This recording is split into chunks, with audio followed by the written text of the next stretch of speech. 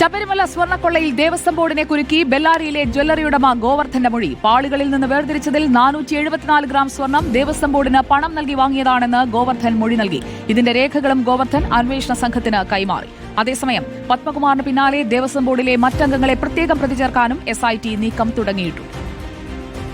ശബരിമലയിലെ സ്വർണം ദേവസ്വം ബോർഡ് പണം വാങ്ങി വിറ്റെന്ന ഞെട്ടിക്കുന്ന വെളിപ്പെടുത്തലാണ് ബെല്ലാരിയിലെ ജ്വല്ലറി ഉടമ ഗോവർദ്ധൻ നടത്തിയത്.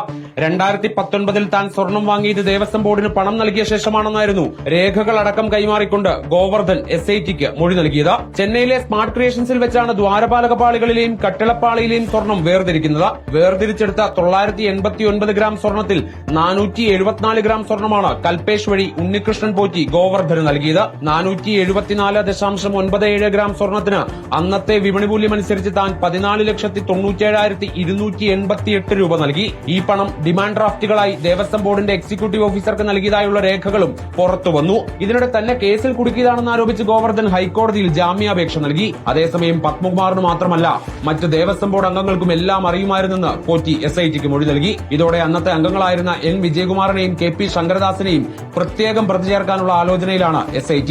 റിപ്പോർട്ടർ, തിരുവനന്തപുരം.